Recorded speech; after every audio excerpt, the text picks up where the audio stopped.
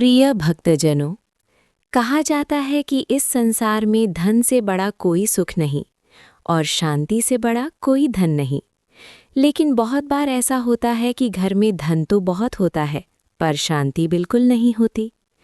ऐसा ही कुछ हुआ था एक छोटे से नगर में रहने वाले एक परिवार के साथ। उस नगर का नाम था सूर्यपुर। सूर्यपुर एक शांत और सुंदर नगर था। वहाँ के लोग साधारण जीवन जीते थे। सुबह मंदिर की घंटियों की आवाज़ से दिन की शुरुआत होती थी और शाम को हर घर में दीपक जलते थे।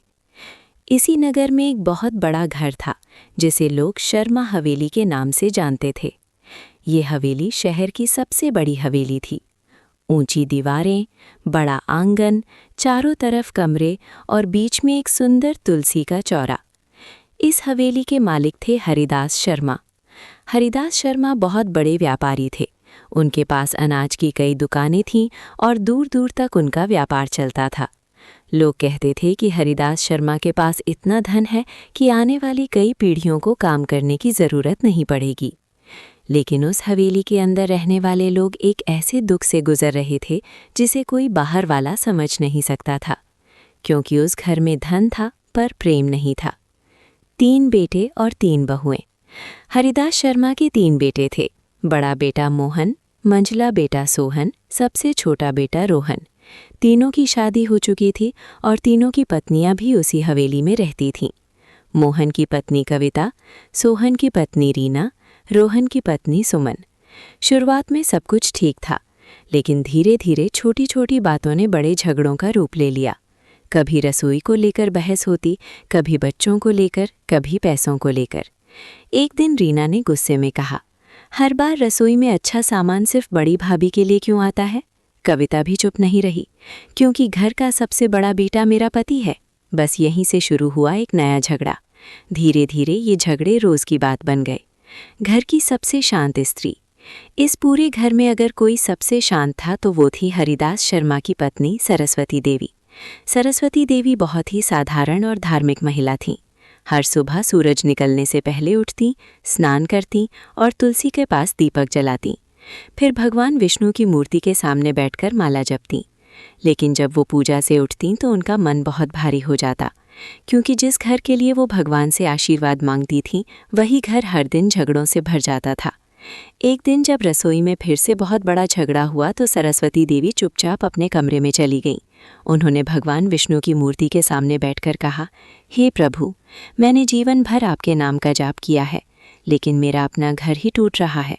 अगर मुझसे कोई गलती हुई है तो मुझे दंड दीजिए, पर मेरे परिवार को टूटने मत दीजिए। इतना कहकर उनकी आंखों से आंसू बहने लगे। उस रात उन्होंने कुछ खाया भी नहीं। एक अद्भुत सपना। उस रात जब सरस्वती देवी सोईं तो उन्हें एक अद्भुत सपना आया। उन्होंने देखा कि एक विशाल मंदिर है। उस मंदिर के अंदर भगवान विष्णु की मूर्ति चमक रही है और उनके पास माता लक्ष्मी विराजमान है।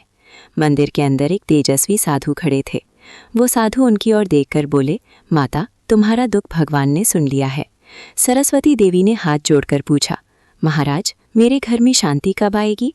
साधु मुस्कुराए और बोले, जब तुम गुरुवार का व्रत करोगी और अपने मन से क्रोध को समाप्त करोगी, तब भगवान विष्णु स्वयं तुम्हारे घर में शांति स्थापित करेंगे। सरस्वती देवी ने पूछा, क्या इतना करने से मेरा घर बच जाएगा? साधु बोले, जब एक व्यक्ति बदलता है तो पूरा घर बदल सकता है। इतना कहकर वो साधु गायब हो गए। व्रत का संकल्प। सुबह जब सरस्वती देवी की आंख खुली तो उनका मन बहुत शांत था। उन्होंने तुरंत स्नान किया, पीली साड़ी पहनी और भगवान विष्णु के सामने बैठकर संकल्प लिया, आज से मैं हर गुरुवार व्रत रखूंगी। मैं किसी से कड़वा नहीं बोलूंगी और चाहे कोई मेरे साथ कैसा भी व्यवहार करे, मैं केवल प्रेम से उत्तर दूंगी। ये व्रत आसान नहीं था, क्योंकि घर में हर दिन कोई ना कोई विवाद हो ही जाता था। लेकिन सरस्वती देवी ने निश्चय कर लिया था कि अब वो अपने घर की शांति के लिए सब कुछ सहन करेंगी। उन्हें नहीं पता था कि ये छोटा सा निर्णय उनके पूरे परिवार का भविष्य बदलने वाला है। पहला गुरुवार। पहले गुरुवार को उन्होंने भगवान विष्णु की पूजा की, पीले फूल चढ़ाए, चने की दाल का भोग लगाया और तुलसी के पास दीपक जलाया। उस दिन उन्होंने पूरा दिन उपवास रखा। पहले गुरुवार के बाद घर में कोई बड़ा बदलाव तुरंत दिखाई नहीं दिया। झगड़े वैसे ही होते रहे, बहुओं की शिकायतें भी कम नहीं हुई। तीनों भाई भी कभी कभी एक दूसरे से बहस कर बैठते। लेकिन एक चीज बदल चुकी थी, सरस्वती देवी। अब वो हर परिस्थिति में शांत रहने लगी थी। अगर कोई उनसे कड़वा बोलता तो वो मुस्कुरा देती। अगर कोई उन पर आरोप लगाता तो वो धीरे से कहती, ठीक है बेटी, अगर मुझसे गलती हुई है तो मुझे बता दो। उनके इस व्यवहार से घर के लोगों को अजीब सा लगता था। उन्हें समझ नहीं आता था कि आखिर अचानक अम्मा इतनी शांत कैसे हो गईं। धीरे धीरे बदलने लगा माहौल। एक दिन की बात है, रसोई में सुबह का समय था। कविता रोटी बना रही थी और रीना सब्जी काट रही थी। अचानक सुमन ने गुस्से में कहा, हर बार रसोई का सारा काम हम ही क्यों करें? बड़ी भाभी तो बस आदेश देती रहती हैं। कविता को ये बात बहुत बुरी लगी। वो कुछ बोलने ही वाली थी कि तभी सरस्वती देवी अंदर आ गईं। उन्होंने स्थिति समझ ली। वो मुस्कुराते हुए बोली, अच्छा, आज रसोई का काम मैं कर लेती हूँ। तीनों बहुएं हैरान रह गईं। रीना बोली, अम्मा आप क्यों करेंगी? सरस्वती देवी ने शांत स्वर में कहा, जब घर में आग लगती है तो कोई ना कोई पानी भी डालता है। इतना कहकर वो चुपचाप रोटी बनाने लगी। उस दिन पहली बार रसोई का झगड़ा बिना बहस के खत्म हो गया। तीनों भाइयों के बीच दूरी। उधर तीनों भाइयों के बीच भी संबंध अच्छे नहीं थे। मोहन को लगता था कि वो सबसे ज्यादा मेहनत करता है। सोहन को लगता था कि दुकान की असली जिम्मेदारी उसी के कंधों पर है। और रोहन सोचता था कि बड़े भाई उसे कभी बराबरी का दर्जा नहीं देते। एक दिन दुकान में हिसाब किताब को लेकर बहुत बड़ा विवाद हो गया। मोहन ने गुस्से में कहा, अगर तुम लोगों को लगता है कि मैं ज्यादा पैसा ले रहा हूं तो दुकान अलग कर लो। सोहन भी गुस्से में बोला, अलग कर लेते हैं, कौन किस पर निर्भर है पता चल जाएगा। रोहन चुप खड़ा रहा, लेकिन उसका चेहरा भी गुस्से से लाल था। उस दिन तीनों भाई बिना बात किए घर लौटे। सरस्वती देवी की चिंता। शाम को जब सरस्वती देवी को ये बात पता चली तो उनका दिल बैठ गया। उन्हें लगा जैसे परिवार सचमुच टूटने वाला था। उस रात उन्होंने भगवान विष्णु के सामने दीपक जलाया और कहा, हे प्रभु, अगर मेरा व्रत सच्चा है तो मेरे परिवार को टूटने मत देना। उन्होंने माला उठाई और देर तक मंत्र जपती रहीं। उस रात उन्हें फिर वही सपना आया, मंदिर, दीपक और वही तेजस्वी साधु। साधु ने कहा, माता धैर्य रखो, व्रत का फल तुरंत नहीं मिलता, लेकिन जब मिलता है तो जीवन बदल देता है। एक नई आदत। इसके बाद सरस्वती देवी ने एक और नियम बना लिया। हर गुरुवार के दिन वो किसी एक जरूरतमंद की मदद करेंगी। कभी मंदिर में प्रसाद सदस्य को इसके बारे में नहीं बताया। अचानक आया संकट। लगभग 3 महीने बीत गए। घर का माहौल थोड़ा शांत हो गया था, लेकिन तभी एक ऐसा संकट आया जिसने पूरे परिवार को हिला दिया। एक दिन सुबह सुबह मोहन घबराया हुआ घर आया। उसके चेहरे का रंग उड़ा हुआ था। सोहन ने पूछा, क्या हुआ? मोहन ने भारी आवाज में कहा, हमारी दुकान के साथ धोखा हो गया।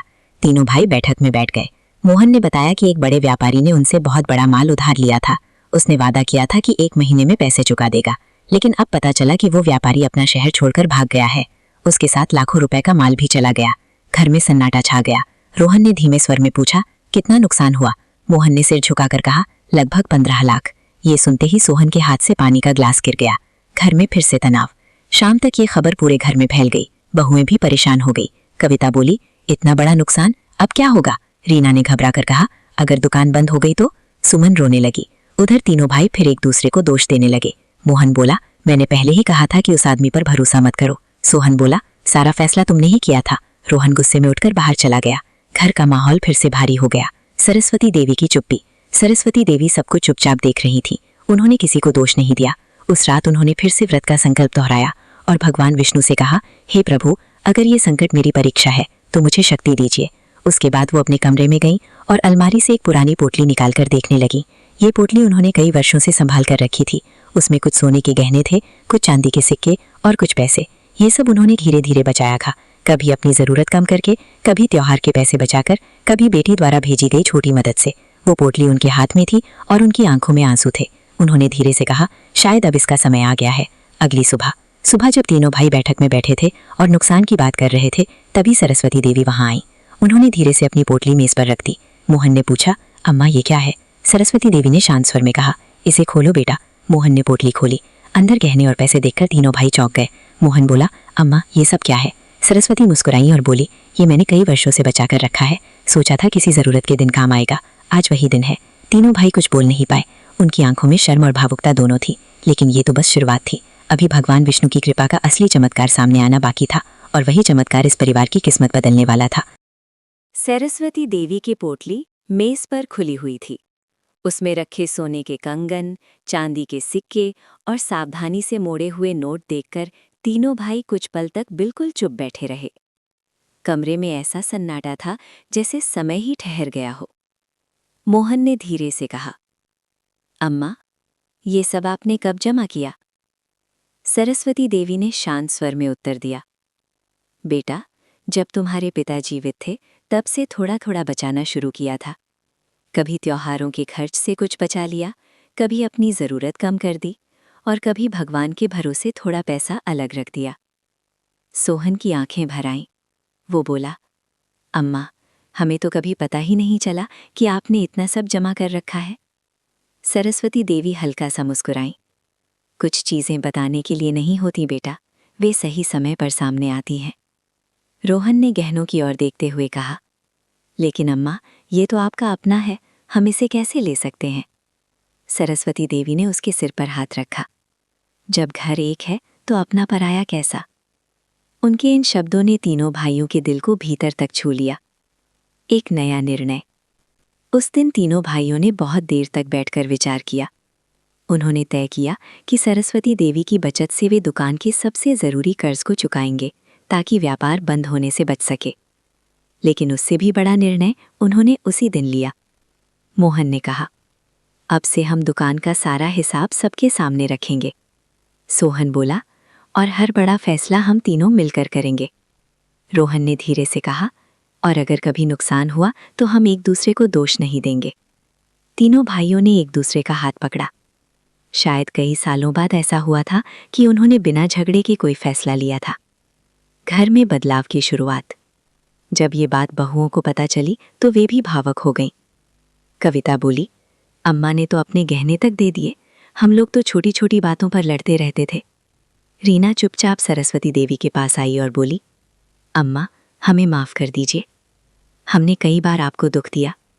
सरस्वती देवी ने मुस्कुराकर कहा, बेटी, जहाँ परिवार होता है वहाँ छोटी मोटी बातें होती रहती हैं। महत्वपूर्ण ये है कि हम उनसे क्या सीखते हैं। उस दिन पहली बार तीनों बहुएं एक साथ रसोई में बैठीं। उन्होंने मिलकर भोजन बनाया और जब सब लोग साथ बैठकर खाने लगे तो सरस्वती देवी की आंखों में संतोष के आंसू थे। व्रत का चौथा महीना। गुरुवार का व्रत अब 4 महीने से चल रहा था। सरस्वती देवी हर गुरुवार मंदिर जाती, पीले फूल चढ़ाती, भगवान विष्णु के सामने बैठकर प्रार्थना करती, हे प्रभु, मेरे घर में ये शांति बनी रहे। धीरे धीरे घर का माहौल सचमुच बदलने लगा। अब रसोई में झगड़े कम हो गए थे, तीनों भाई दुकान पर साथ बैठने लगे थे और बच्चों की हंसी फिर से आंगन में गूंजने लगी थी। लेकिन भगवान की लीला अभी पूरी नहीं हुई थी। एक और परीक्षा इस परिवार के सामने आने वाली थी। एक नई समस्या। एक शाम दुकान से लौटते समय सोहन बहुत परेशान दिखाई दे रहा था। घर पहुंचते ही उसने कहा, मोहन भैया, हमें एक और समस्या आ गई है। मोहन ने घबराकर पूछा, अब क्या हुआ? सोहन ने बताया कि बाजार में एक नई कंपनी आ गई है जो बहुत सस्ते दामों पर सामान बेच रही है। उनकी वजह से पुराने ग्राहक भी अब दूसरी दुकानों पर जाने लगे थे। रोहन ने चिंता से कहा, अगर ऐसा ही चलता रहा तो हमारी बिक्री आधी रह जाएगी। मोहन कुछ देर सोचता रहा, फिर बोला, हमें कुछ नया करना पड़ेगा। लेकिन क्या? इसका जवाब किसी के पास नहीं था। सरस्वती देवी की सलाह। उस रात तीनों भाई बैठक में बैठे चर्चा कर रहे थे। तभी सरस्वती देवी वहां आईं। उन्होंने पूछा, क्या बात है बेटा, इतने परेशान क्यों हो? मोहन ने पूरी बात बता दी। सरस्वती देवी कुछ देर चुप रहीं, फिर बोली, बेटा, जब नदी में नया पानी आता है तो पुराना पानी रास्ता बदल लेता है। तुम भी अपना रास्ता थोड़ा बदल कर देखो। तीनों भाई हैरान होकर उन्हें देखने लगे। सोहन ने पूछा, अम्मा, आपका मतलब? सरस्वती देवी ने धीरे से कहा, लोगों को सिर्फ सामान मत बेचो, उन्हें भरोसा दो। उन्होंने समझाया, जो ग्राहक वर्षों से तुम्हारे पास आते रहे हैं उनसे मिलो, उनसे पूछो कि उन्हें क्या चाहिए। कभी कभी थोड़ा कम लाभ लेकर भी संबंध बनाए रखना ज्यादा जरूरी होता है। मोहन ने गहरी सांस ली। अम्मा, आपने तो बहुत बड़ी बात कह दी। नई शुरुआत। अगले ही दिन तीनों भाइयों ने योजना बनाई। रोहन ने पुराने ग्राहकों को फोन करना शुरू किया। सोहन ने दुकान में कुछ नए सामान लाने का सुझाव दिया। मोहन ने ग्राहकों को विशेष छूट देने का निर्णय लिया। धीरे धीरे इसका असर दिखने लगा। कुछ पुराने ग्राहक फिर से लौट आए। लोग कहने लगे, शर्मा जी की दुकान पर भरोसा है। ये सुनकर तीनों भाइयों का आत्मविश्वास वापस आने लगा। घर में एक छोटी खुशी। एक दिन शाम को जब सब लोग आंगन में बैठे थे तो छोटा पोता भागते हुए आया। वो बोला, दादी, आज स्कूल में मुझे पहला इनाम मिला है। सरस्वती देवी ने उसे गोद में उठा लिया। किस बात का इनाम मिला? बच्चा बोला, टीचर ने पूछा था कि घर में सबसे अच्छा कौन है। मैंने कहा, मेरी दादी। सब लोग हंस पड़े, लेकिन सरस्वती देवी की आंखें नम हो गईं। उन्हें लगा कि शायद भगवान विष्णु उनकी प्रार्थना सुन रहे थे। एक और चमत्कार। कुछ दिनों बाद एक पुराना ग्राहक दुकान पर आया। उसने कहा, मुझे बहुत बड़ा ऑर्डर देना है, लेकिन शर्त यह है कि माल समय पर मिलना चाहिए। मोहन ने तुरंत हामी भर दी। ये ऑर्डर इतना बड़ा था कि इससे पिछले नुकसान की भरपाई हो सकती थी। जब ये खबर घर पहुंची तो सब लोग बहुत खुश हुए। रीना बोली, लगता है भगवान ने हमारी सुन ली। सुमन ने कहा, ये सब अम्मा के व्रत का फल है। लेकिन सरस्वती देवी ने हमेशा की तरह कहा, ये भगवान विष्णु और माता लक्ष्मी की कृपा है। लेकिन असली परिवर्तन अभी बाकी था, क्योंकि आने वाले दिनों में इस परिवार को एक ऐसा अनुभव होने वाला था जिसे वे जीवन भर याद रखने वाले थे। और वही अनुभव उन्हें सिखाने वाला था कि व्रत केवल उपवास नहीं होता, व्रत मन को बदलने का नाम होता है। समय धीरे धीरे आगे बढ़ रहा था। शर्मा हवेली का वातावरण अब पहले जैसा नहीं रहा था। जहाँ कभी हर दिन झगड़ों की आवाज़ें गूंजती थीं, अब वहाँ बच्चों की हंसी सुनाई देने लगी थी। तीनों बहुएं भी अब पहले की तरह एक दूसरे से कटकर नहीं रहती थीं। कभी कभी वे साथ बैठकर चाय पीतीं, रसोई की बातें करतीं और बच्चों के भविष्य के बारे में सोचतीं। लेकिन सरस्वती देवी जानती थीं कि असली परिवर्तन अभी पूरी तरह स्थिर नहीं हुआ है। मनुष्य की पुरानी आदतें जल्दी नहीं बदलतीं।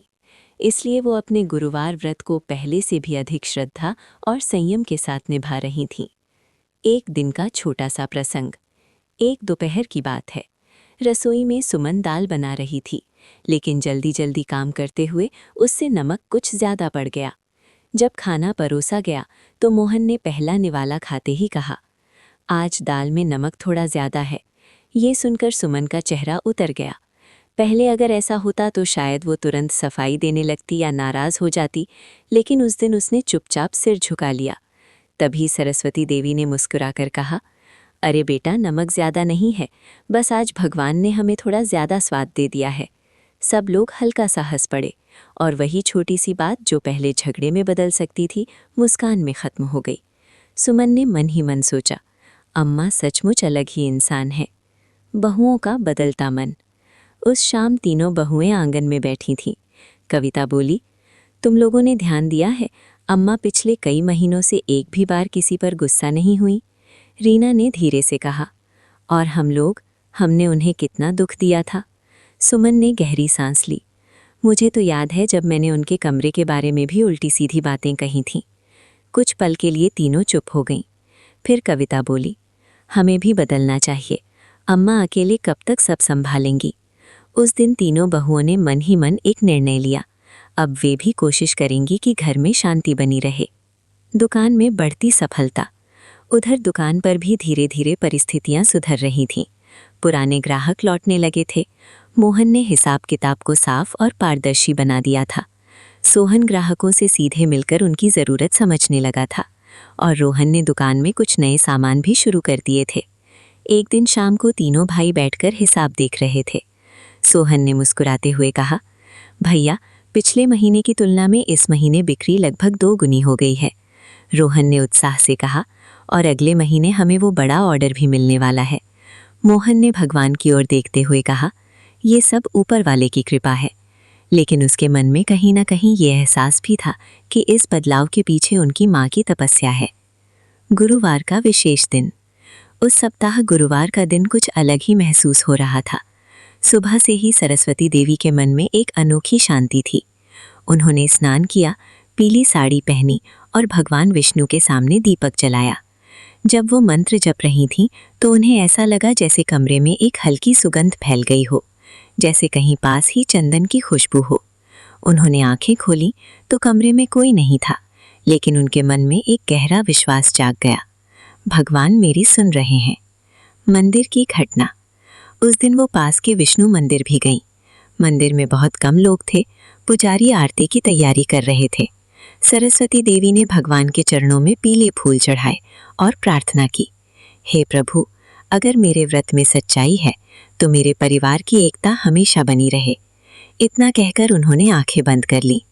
उसी समय मंदिर के बाहर से एक वृद्ध साधु अंदर आए। उनकी दाढ़ी सफ़ेद थी और आंखों में तेज था। वो सीधे सरस्वती देवी के पास आए और बोले, माता, तुम्हारा व्रत भगवान तक पहुंच चुका है। सरस्वती देवी चौंक गईं। उन्होंने साधु को पहले कभी नहीं देखा था।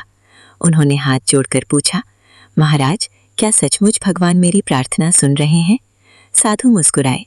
जब प्रार्थना में स्वार्थ नहीं होता तब वो सीधे भगवान तक पहुंचती है। ये कहकर उन्होंने सरस्वती देवी को एक पीला फूल दिया। इसे अपने घर की तुलसी के पास रख देना। जहाँ विश्वास होता है वहाँ लक्ष्मी स्वयं आती हैं। सरस्वती देवी ने फूल ले लिया, लेकिन जब उन्होंने सिर उठाकर फिर से देखा तो साधु वहाँ नहीं थे। एक अद्भुत अनुभव। घर लौटकर उन्होंने वो पीला फूल तुलसी के पास रख दिया। उस समय हल्की हवा चल रही थी। दीपक की लौ धीरे धीरे हिल रही थी। सरस्वती देवी को अचानक ऐसा महसूस हुआ जैसे कोई अदृश्य शक्ति उनके घर को आशीर्वाद दे रही हो। उनके मन में एक अजीब सी शांति भर गई। उन्होंने धीरे से कहा, हे विष्णु भगवान, जो भी हो रहा है वो आपकी लीला है। उसी रात को जब पूरा परिवार सो चुका था, सरस्वती देवी तुलसी के पास बैठी थीं। चांदनी आंगन में फैल रही थी। उन्होंने देखा कि वो पीला फूल अभी भी ताज़ा था, जबकि कई घंटे बीत चुके थे। उन्होंने मन ही मन सोचा, शायद ये कोई संकेत है। उसी समय अंदर से बच्चों की हंसी की आवाज़ आई और उन्हें महसूस हुआ कि उनका घर अब सचमुच बदल रहा है। लेकिन उन्हें ये भी नहीं पता था कि अगले ही दिनों में एक ऐसा चमत्कार होने वाला है जो इस परिवार की कहानी को हमेशा के लिए बदल देगा। उस गुरुवार के बाद जैसे पूरे घर में एक अदृश्य परिवर्तन महसूस होने लगा। कोई बड़ी घटना नहीं हुई थी, कोई चमत्कार भी खुलकर दिखाई नहीं दिया था, लेकिन हवेली के वातावरण में एक अजीब सी शांति फैल गई थी। सरस्वती देवी हर सुबह तुलसी के पास बैठकर दीपक जलाती और भगवान विष्णु का नाम लेती। अब उनकी प्रार्थना पहले जैसी बेचैनी से भरी नहीं होती थी। अब उसमें एक विश्वास था। उन्हें लगता था कि भगवान धीरे धीरे सब ठीक कर रहे हैं। एक अनोखी सुबह। एक दिन सुबह का समय था। आंगन में हल्की धूप उतर रही थी। सरस्वती देवी तुलसी के पास पानी डाल रही थीं। तभी उन्हें कुछ अजीब सा दिखाई दिया। तुलसी के पास रखा वही पीला फूल जो मंदिर वाले साधु ने दिया था, वो अब भी बिल्कुल ताज़ा था।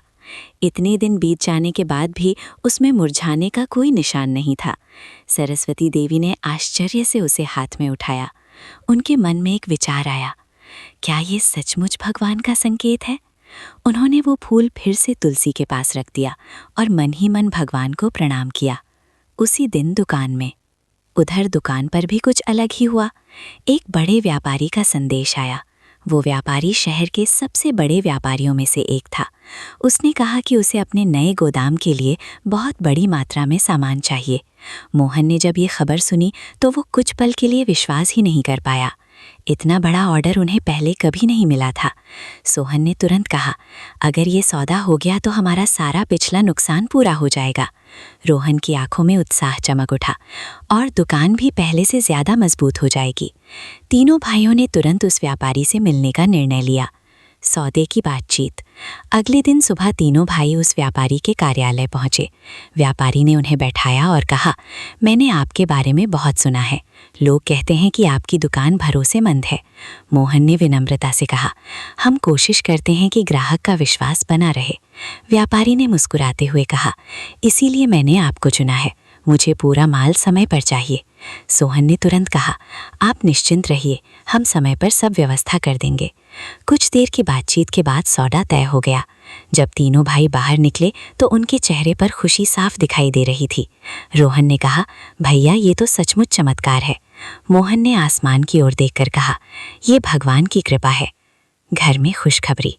जब शाम को तीनों भाई घर लौटे तो उनके चेहरे की खुशी देखकर ही बहुओं को अंदाज़ा हो गया कि कुछ अच्छा हुआ है। कविता ने पूछा, क्या बात है? मोहन ने मुस्कुराते हुए कहा, हमें अब तक का सबसे बड़ा ऑर्डर मिला है। ये सुनते ही सबके चेहरे खिल उठे। रीना ने तुरंत भगवान का धन्यवाद किया। सुमन खुशी से बोली, अम्मा का व्रत सचमुच फल दे रहा है। लेकिन सरस्वती देवी ने हमेशा की तरह शांत स्वर में कहा, ये सब भगवान विष्णु और माता लक्ष्मी की कृपा है, हम सब बस उनका आशीर्वाद पा रहे हैं। एक और छोटी घटना। उसी रात एक छोटी सी घटना हुई जिसने सबको और भी भावुक कर दिया। छोटा पोता दौड़ता हुआ आया और बोला, दादी, आज टीचर ने पूछा कि घर में सबसे अच्छा कौन है। मैंने कहा, मेरी दादी। सब लोग हंस पड़े, लेकिन बच्चे ने आगे कहा, टीचर ने पूछा क्यों? मैंने कहा, क्योंकि मेरी दादी कभी गुस्सा नहीं करती। ये सुनकर पूरे कमरे में कुछ पल के लिए सन्नाटा छा गया। तीनों बहुओं की आंखें नम हो गई। उन्हें अपने पुराने व्यवहार की याद आ गई। बहुओं का निर्णय। उस रात तीनों बहुएं देर तक जागती रहीं। आंगन में चांदनी फैली हुई थी। कविता ने धीमे स्वर में कहा, अम्मा ने इस घर के लिए कितना कुछ सहा है। रीना बोली, और हमने उन्हें कितना दुख दिया। सुमन ने गहरी सांस ली। अब हमें भी उनके जैसा बनने की कोशिश करनी चाहिए। तीनों ने उसी रात एक संकल्प लिया, अब वे कभी भी घर की शांति को टूटने नहीं देंगी। सरस्वती देवी का मन। उधर सरस्वती देवी अपने कमरे में बैठी थी। उन्होंने माला हाथ में ली हुई थी, लेकिन उस रात उनकी आंखों में आंसू थे। ये आंसू दुख के नहीं थे, ये संतोष के आंसू थे। उन्होंने धीरे से कहा, हे प्रभु, अगर ये सब आपकी कृपा है तो इसे हमेशा बनाए रखना। उन्हें लग रहा था कि उनका गुरुवार व्रत सचमुच रंग ला रहा था, लेकिन उन्हें ये भी नहीं पता था कि भगवान विष्णु की कृपा अभी पूरी तरह प्रकट नहीं हुई है, क्योंकि आने वाले समय में इस परिवार को एक ऐसा अनुभव मिलने वाला था जो उन्हें सिखाने वाला था कि सच्चा व्रत केवल भगवान से मांगना नहीं होता, बल्कि भगवान की इच्छा को स्वीकार करना भी होता है। दिन धीरे धीरे बीतते जा रहे थे। शर्मा हवेली का वातावरण अब पूरी तरह बदलने लगा था। जहां कभी हर सुबह तनाव से शुरू होती थी, अब वहां सुबह तुलसी के पास चलते दीपक और बच्चों की हंसी से दिन की शुरुआत होने लगी थी। सरस्वती देवी का गुरुवार व्रत अब पूरे 7 महीने से चल रहा था। इन 7 महीनों में उन्होंने केवल उपवास ही नहीं रखा था, उन्होंने अपने मन को भी साध लिया था। अब उन्हें किसी की कड़वी बात से दुख नहीं होता था, बल्कि वो हर परिस्थिति में भगवान की इच्छा देखने लगी थीं। दुकान में बढ़ती व्यस्तता। उधर दुकान पर भी काम तेजी से बढ़ रहा था। जो बड़ा ऑर्डर उन्हें मिला था, उसके लिए बहुत तैयारी करनी पड़ रही थी। मोहन सुबह से देर रात तक दुकान पर रहता, सोहन ग्राहकों से संपर्क बनाए रखता और रोहन माल की व्यवस्था देखता। तीनों भाई अब पहले से कहीं अधिक एकजुट होकर काम कर रहे थे। एक दिन रात को दुकान बंद करते समय रोहन ने कहा, भैया, अगर हम पहले भी ऐसे ही मिलकर काम करते तो शायद हमें कभी नुकसान नहीं होता। मोहन ने हल्की मुस्कान के साथ कहा, कभी कभी भगवान हमें गिराकर ही संभालना सिखाते हैं। सोहन ने धीरे से कहा, और कभी कभी माँ की प्रार्थना ही घर को बचा लेती है। तीनों भाई कुछ पल के लिए चुप हो गए। उन्हें पहली बार गहराई से महसूस हुआ कि उनकी माँ ने कितनी बड़ी तपस्या की है। एक छोटा सा विवाद। लेकिन जीवन हमेशा सीधा नहीं चलता। एक दिन फिर एक छोटी सी बात से घर में तनाव पैदा हो गया। रसोई में सुबह का समय था। कविता और रीना सब्जी बना रही थीं। तभी सुमन ने कहा, आज बच्चों के लिए अलग से खाना बनाना पड़ेगा, उन्हें तीखा नहीं पसंद। कविता थोड़ी थकी हुई थी। उसने अनजाने में थोड़ा तेज स्वर में कह दिया, तो तुम ही बना लो। यह सुनकर सुमन को बुरा लग गया। उसने कहा, हर बार ऐसा ही होता है, काम हम करें और आदेश कोई और दे। बस इतना कहना था कि माहौल फिर थोड़ा भारी हो गया। सरस्वती देवी की एक सीख। तभी सरस्वती देवी वहां आ गईं। उन्होंने तीनों के चेहरे देखे और तुरंत समझ गईं कि बात बिगड़ सकती है। वो मुस्कुराकर बोली, अरे, आज तो मैं बच्चों के लिए खाना बनाऊंगी। तीनों बहुएं एकदम चुप हो गईं। सरस्वती देवी ने धीरे धीरे सब्जी काटनी शुरू की। कुछ देर बाद उन्होंने कहा, तुम लोगों को एक बात बताऊं? तीनों बहुएं उनकी ओर देखने लगीं।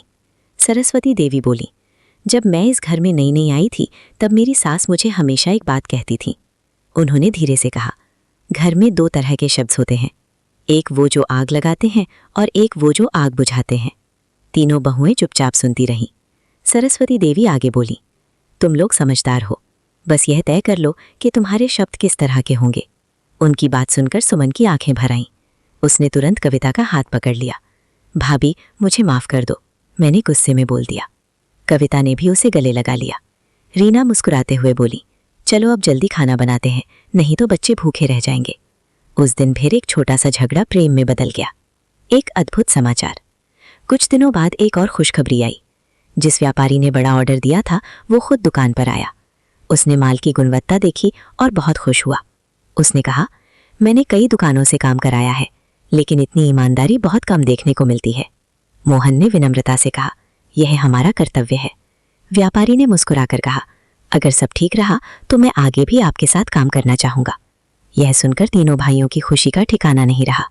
सरस्वती देवी की प्रार्थना। उस शाम जब सब लोग खुश थे, सरस्वती देवी तुलसी के पास बैठी थीं। उन्होंने दीपक जलाया और धीरे धीरे भगवान विष्णु का नाम जपने लगी। उन्हें महसूस हुआ कि उनके मन का बोझ अब हल्का हो चुका था। उन्होंने धीरे से कहा, हे प्रभु, आपने मेरे घर को बचा लिया, अब मुझे और कुछ नहीं चाहिए। लेकिन भगवान की लीला अभी पूरी नहीं हुई थी, क्योंकि आने वाले दिनों में इस परिवार को एक ऐसी घटना का सामना करना था जो उन्हें सिखाने वाली थी कि सच्ची लक्ष्मी केवल धन नहीं होती। सच्ची लक्ष्मी वो शांति होती है जो परिवार को जोड़कर रखती है। उस रात सरस्वती देवी ने एक और सपना देखा। उन्होंने देखा कि वही मंदिर है जहां भगवान विष्णु और माता लक्ष्मी विराजमान है। माता लक्ष्मी मुस्कुरा रही हैं और भगवान विष्णु उन्हें आशीर्वाद दे रहे हैं। फिर एक मधुर आवाज आई, जहां त्याग होता है वहां लक्ष्मी स्वयं आती हैं। सरस्वती देवी की आंख खुल गई। उनका हृदय श्रद्धा से भर गया। उन्होंने समझ लिया कि उनका व्रत केवल उनके लिए नहीं था, वो पूरे परिवार के लिए था। लेकिन आने वाला समय इस परिवार को एक ऐसी परीक्षा से गुजरने वाला था जहां उन्हें साबित करना था कि उन्होंने सरस्वती देवी की सीख सचमुच अपने जीवन में उतार ली है या नहीं। और वही परीक्षा इस कहानी को एक नए मोड़ पर ले जाने वाली थी। समय धीरे धीरे अपनी गति से आगे बढ़ता रहा। शर्मा हवेली अब पहले जैसी नहीं रही थी। जहां कभी हर दिन तकरार होती थी, अब वहां एक अजीब सी शांति बस गई थी। तीनों भाई अब दुकान के काम में एक दूसरे का सहारा बन चुके थे। तीनों बहुएं भी घर को मिलकर संभालने लगी थीं। और सबसे बड़ी बात ये थी कि अब घर में कोई भी फैसला बिना सबकी राय के नहीं लिया जाता था। सरस्वती देवी ये सब देखती तो उनके चेहरे पर एक संतोष भरी मुस्कान आ जाती। उन्हें लगता था कि शायद अब उनका गुरुवार व्रत सच में फल दे चुका है। लेकिन जीवन की राह में एक और परीक्षा इस परिवार के सामने आने वाली थी। अचानक आई चिंता। एक शाम रोहन बहुत चिंतित होकर घर लौटा। उसके चेहरे पर पहले जैसी घबराहट साफ दिखाई दे रही थी। सोहन ने पूछा, क्या हुआ रोहन, सब ठीक तो है? रोहन ने गहरी सांस लेते हुए कहा, दुकान पर जो बड़ा ऑर्डर हमने लिया था उसमें थोड़ी समस्या आ गई है। मोहन तुरंत सतर्क हो गया। कैसी समस्या? रोहन ने बताया, जिस गोदाम में हमने माल भेजा है वहाँ माल की डिलीवरी देर से पहुंची है। अगर ग्राहक नाराज हो गया तो हमारा सौदा रद्द भी हो सकता है। कमरे में एकदम सन्नाटा छा गया। ये वही सौदा था जिससे उनके व्यापार की नई शुरुआत हुई थी। अगर ये बिगड़ जाता तो उन्हें बहुत बड़ा नुकसान हो सकता था। घर में फिर से चिंता। जब ये बात बहुओं को पता चली तो वे भी परेशान हो गई। कविता बोली, इतनी मेहनत के बाद अगर ये काम बिगड़ गया तो बहुत नुकसान होगा। रीना ने कहा, भगवान ऐसा क्यों करेंगे? लेकिन तभी सुमन ने धीरे से कहा, शायद ये भी कोई परीक्षा है। सबकी नज़रें अनायास ही सरस्वती देवी की ओर चली गईं। वो चुपचाप सबकी बातें सुन रही थी। फिर उन्होंने शांत स्वर में कहा, जब नदी में तूफान आता है तो अच्छे नाविक घबराते नहीं, वे चप्पू को और मजबूती से पकड़ते हैं। मोहन ने माँ की ओर देखा। उनकी आंखों में वही विश्वास था जो हमेशा रहता था।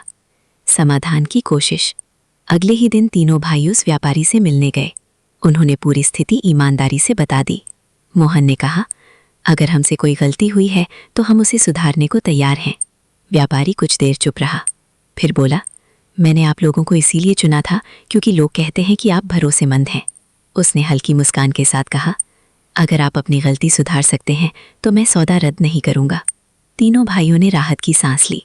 उन्होंने तुरंत व्यवस्था की और माल समय पर पहुंचा दिया। कुछ ही दिनों में समस्या पूरी तरह सुलझ गई। घर में राहत। जब ये खबर घर पहुंची तो सबने चैन की सांस ली। रीना ने भगवान के सामने दीपक जलाया, सुमन ने प्रसाद बनाया और कविता ने कहा, अम्मा, आपकी प्रार्थना फिर से काम आ गई। लेकिन सरस्वती देवी हमेशा की तरह मुस्कुराकर बोली, प्रार्थना तभी काम करती है जब मन सच्चा हो। एक नई परंपरा। उस घटना के बाद घर में एक नई परंपरा शुरू हुई। हर गुरुवार को पूरा परिवार शाम को तुलसी के पास इकट्ठा होने लगा। सरस्वती देवी दीपक जलाती, तीनों बहुएं भजन गाती और बच्चे ताली बजाते। उस छोटे से आंगन में जैसे मंदिर का वातावरण बन जाता। एक दिन छोटा पोता बोला, दादी, क्या भगवान सच में यहाँ आते हैं? सरस्वती देवी ने मुस्कुराकर कहा, जहाँ प्रेम होता है वहाँ भगवान अपने आप आ जाते हैं। बच्चे ने भोलेपन से कहा, तो फिर भगवान रोज यहाँ आते होंगे। सब लोग हंस पड़े। बहुओं का मन परिवर्तन। समय के साथ साथ तीनों बहुओं के मन में भी गहरा परिवर्तन आने लगा था। अब उन्हें समझ आने लगा था कि घर की असली ताकत धन नहीं होती, घर की असली ताकत होती है आपसी विश्वास और सम्मान। एक शाम तीनों बहुएं आंगन में बैठी थीं। कविता बोली, अगर अम्मा उस दिन अपनी बचत हमें नहीं देती तो शायद हमारा घर टूट जाता। रीना ने धीरे से कहा, और अगर उन्होंने हमें माफ नहीं किया होता तो हम शायद आज भी एक दूसरे से नाराज रहते। सुमन ने कहा, अम्मा ने हमें सिर्फ घर चलाना नहीं सिखाया, उन्होंने हमें परिवार बनकर रहना सिखाया है। सरस्वती देवी की शांति। उधर सरस्वती देवी अब पहले से भी अधिक शांत रहने लगी थीं। उनका गुरुवार व्रत अभी भी जारी था, लेकिन अब उनकी प्रार्थना बदल चुकी थी। पहले वो भगवान से अपने घर की शांति मांगती थी, अब वो केवल धन्यवाद देती थी। एक रात उन्होंने भगवान से कहा, हे प्रभु, आपने मेरे जीवन की सबसे बड़ी इच्छा पूरी कर दी, अब मुझे किसी और चीज़ की आवश्यकता नहीं है। लेकिन उसी रात उन्हें एक ऐसा सपना आया जिसने उनके मन को गहराई से छू लिया। रहस्यमयी सपना। उन्होंने देखा कि वही मंदिर है जहां भगवान विष्णु और माता लक्ष्मी विराजमान है। मंदिर के भीतर दीपक जल रहे हैं और वातावरण में एक दिव्य प्रकाश फैल रहा है। माता लक्ष्मी उनकी ओर देखकर मुस्कुरा रही हैं और भगवान विष्णु धीरे से कह रहे हैं, माता, तुम्हारा व्रत केवल तुम्हारे परिवार के लिए नहीं था, ये एक संदेश है। फिर वही आवाज़ गूंजी, जहाँ क्षमा होती है वहाँ शांति जन्म लेती है, जहाँ शांति होती है वहाँ लक्ष्मी स्थिर रहती है। सरस्वती देवी की आंख खुल गई, उनका हृदय श्रद्धा से भर गया। उन्हें लगा जैसे भगवान ने उनके व्रत को स्वीकार कर लिया है। लेकिन उन्हें ये नहीं पता था कि उनके जीवन का सबसे भावुक और सबसे बड़ा मोड़ अभी आने वाला था, क्योंकि बहुत जल्द ऐसा होने वाला था जिससे पूरा परिवार समझने वाला था कि त्याग का असली अर्थ क्या होता है। दिन बीतते गए। शर्मा हवेली अब सचमुच एक बदले हुए घर की तरह लगने लगी थी। आंगन में तुलसी का पौधा पहले से अधिक हरा भरा हो गया था। हर सुबह सरस्वती देवी उसके पास दीपक जलाती और धीरे धीरे भगवान विष्णु का नाम जपती। अब उनका चेहरा पहले से अधिक शांत और तेजस्वी दिखाई देता था। ऐसा लगता था जैसे उनके भीतर कोई गहरी शांति स्थिर हो चुकी हो। एक खास गुरुवार। एक दिन ऐसा गुरुवार आया जो इस परिवार के लिए हमेशा के लिए यादगार बन गया। सुबह से ही घर में एक अलग ही वातावरण था। हल्की हवा चल रही थी। आंगन में धूप की किरणें तुलसी के पत्तों पर चमक रही थीं।